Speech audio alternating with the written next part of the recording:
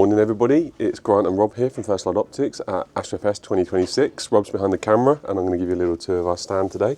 So starting off in our first cabinet here, we've brought some focusers along this time, just because a lot of people don't realise how good some of these replacement focusers are. They're very inexpensive upgrades to existing telescopes, and we've also got a new rack and pinion upgrade that fits most of the GSO telescopes. And one of the weaknesses of GSO reflector telescopes has been the Crayford focuser in the past, particularly if you're imaging with it. These rack and pinion upgrades give you a really big payload, much more friction, so much less likely to slip. So if you're looking to upgrade your GSO scope, these are worth having a look at. We've got some of our 4-port Dew controllers on display. We've got a whole bunch of C-Star accessories and adapters here in stock and on display as well, so come and talk to us about those. On the next shelf we've got our 4.5-inch classical Cassegrain, really nice ultra portable planetary setup. Next to it we've got a Gear 60 Starfield scope and also a Starfield Finder Guide scope. We've got an ML Astro spectroheliograph on display, as well as a whole bunch of Daystar quarks. On the third shelf down, we've got an Acuta Phoenix solar telescope. These are a really excellent entry-level hydrogen alpha solar telescope. Will be great for the eclipse later this year, or partial eclipse, I should say. We've got a Red Cat Minicat 51, Ascar 71F there, and then an Ascar 60F.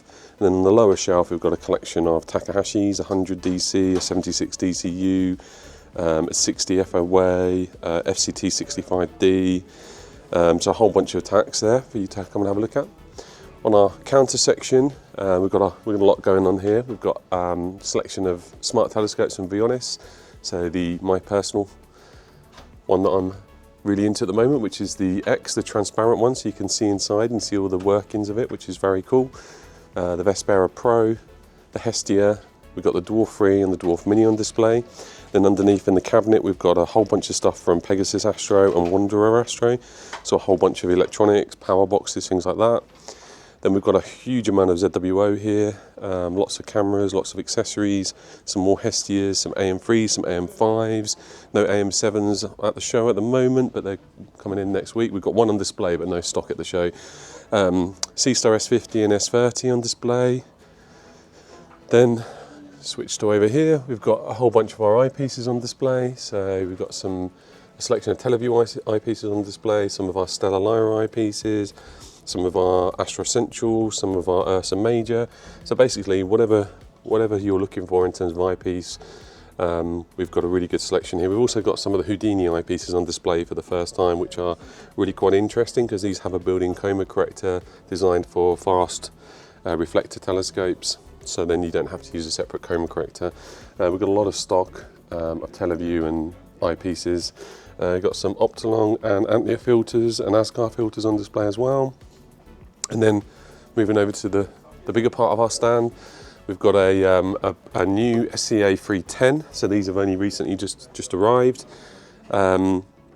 Really nice, very fast, super well modified Cassegrain astrograph telescope. Nice carbon fibre, really beefy focuser on the back of this. And we've got it on a Paramount Mighty, which it handles really nicely, albeit you need quite a few counterweights and an extension on there, but it does handle it nicely. And then over here we've got the AM7, which is our first opportunity to use one of these ourselves. And on top of that we've got the SQA 130, again a new astrograph from Ascar, very flat field. I think this is a quintuplet. Yeah, again, very nice focuser on the back of these, as always with the Ascar stuff now. Just under F5. Pretty beefy scope, pretty weighty, so it matches up quite nicely with the AM7. It's going to test me because I've just realised we haven't put all the labels up, so normally I can cheat and read the labels. This time I'm going to have to do it off the top of my head. So we've got a Sharpstar Ascar tree here. At the bottom we've got the Ascar 160 Apo, the 140 Apo, the 120 Apo and the 103 Apo. What we wanted to do was bring a big chunk of that Apo range so people could see the differences. We haven't brought the 185 and the 203 this year just because they take up so much space. I use the 120 myself for solar, and I find it really, really nice. Quite lightweight actually for the size of it, and again, one of those really beefy focusers you would expect from an Ascar. Beautifully machined anodizing. The only thing, Ascar, if you're listening, why is the anodizing a slightly different tone on the 160? It's driving my OCD mad. Ascar 91F flat field, so really good value. 91mm kind of Petzval design scopes. You haven't got to worry about your back focus. And then at the top we've got the Ascar 80ED, again really good value, end of the range. If you're just getting into astrophotography and want a good value starting point, that's well worth a look at. On the other side we've got the PHQ range, or most of the PHQ range, going from the 151 PHQ, 130 PHQ, 107 PHQ, and then the 80 PHQ, again just to show people the differences in sizes. Yeah, depends what you're trying to do and the mount you're trying to put it on, and they're all very popular in their own right. I know several people are using the 151, but it is a beast, so you're going to need something pretty chunky to mount it on. At the top you've got the kind of newer SQA range, so we've got the SQA 85 and then we've got the SQA 55, I believe that is. So yeah, come on and have a look at those, and obviously we showed you this SQA 130 before. Over on this side we've got Takahashi TOA 150 on display. Then we've got an Epsilon 160, is that, or 180? I'm going to say 180, yep, 180. We've got a Mulon 210 on display. And we've got a very special Teleview MP101 that was signed by Al. That is our demo one, so this one is definitely not for sale. It's all kitted out for astrophotography, as we've been using it to capture some data ourselves. Then we've got a Heliostar 100 just above that, which is the new larger format hydrogen alpha telescope from Skywatcher, which I'm desperate. This one's meant to be my one, I hope, so hopefully this one will be coming back with me. And then we've got the Heliostar 76 above that, which is a really, really great outreach telescope, double stack performance, and yeah, that's the one I've been using for the last year actually. On this side we've got our Stellamira range of new quad f7 telescopes. So you've previously probably seen the 106 and the 86, they've been very popular for us, but we now have the 126, and we also have the little baby in the range, the 66. The build quality on these is beautiful, really good focusers, all have two finder shoes, so you can got space to put your ASA Air and your guide scope. And they've also got a saddle with a built-in clamp for putting more accessories on. Makes it really easy to route cables. Just really good build quality on these, and great optics. So these are our kind of new favourites. At the top we've got some William optics. We've got an FLT 91 and then a Red Cat 91 on display there. Again, beautiful build quality from William Optics, and very chunky focuses, as we're seeing across everything these days, which is good that we're moving towards much better mechanics on these scopes. At the back here we've got a Celestron Origin smart telescope on display. We've left it off the wedge on this occasion just for space, but the wedge is also now available if you want to do it equatorial mode with these. We've got a slightly cut down Pulsar 2.2 meter observatory at the back. Rather than bringing the whole thing this time, we've just brought part of it to give people the idea. It just gives us a little bit more space on our stand, otherwise yeah, space is a bit of a premium here at AstroFest.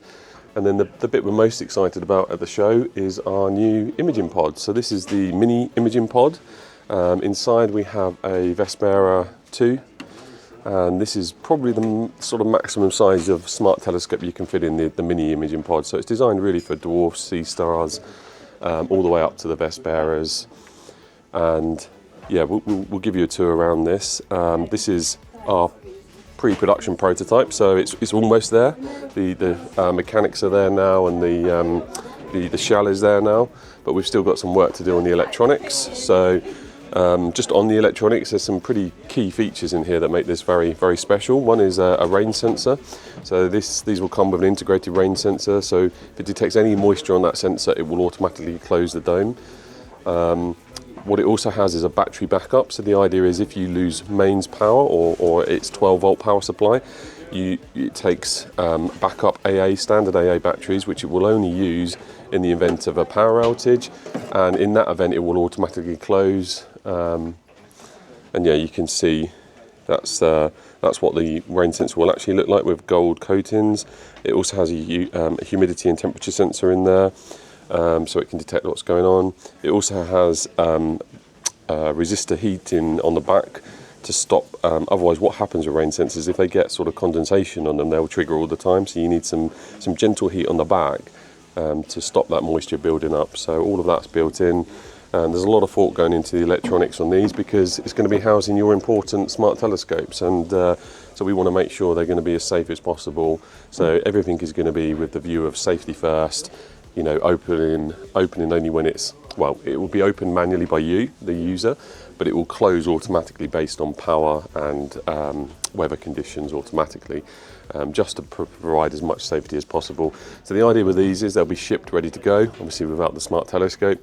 In the bottom, there's a weighted panel where this mini pier attaches. You can adjust the position of the mini pier to offset. So if you want to use your seesaw and equatorial mode, you can offset it slightly to better suit the equatorial mode, and having a wedge in there, so it's designed for all of that from the get-go.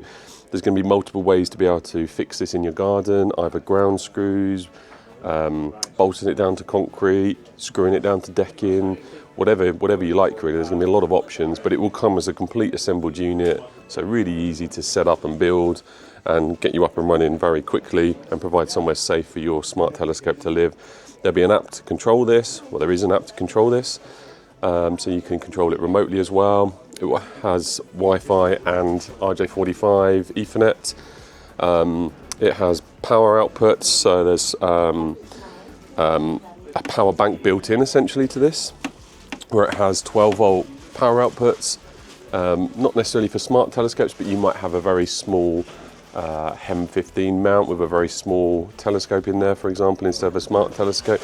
It also has 2 dew controller outputs for providing some gentle heat for dew control, and then it also has a regulated 5-volt USB output for the charging the smart telescope. So essentially 1 power in, everything else is controlled with the onboard electronics. We use an XT60 connectors, which gives you a bit more flexibility, and we think they're much better than the old 2.1 connectors. There'll be a cable grommet to get your cables in and out, and also some provision for being able to put a 12-volt power supply in there. So hopefully that gives you the basics of how this works. What we'll do is we'll fire it up and get a video of it operating in just a second. So we're going to give you a little demo of the Imaging Pod Mini opening and closing now. So it's in its open position as if you were imaging. There's a couple of ways you can control this. We have the app, of course. It has the weather sensor that we mentioned, but it also has this cool little magnetic keyring that every owner will get. And what you can do is you can, if I can find the right spot, there we go. So on the final one, there'll be a graphic there so you know where to engage it, but that will automatically close it, and you can see it ramps up and then it slows down. It uses an encoder to know its position. It also uses current sensing, so if you jam a hand in there, it's not going to chop your hand off, it's going to stop immediately. What we can do is that in reverse as well. There we go. So you can see it runs beautifully and then slows down at the end again into its open position. So there we go, there it is. Come and have a look.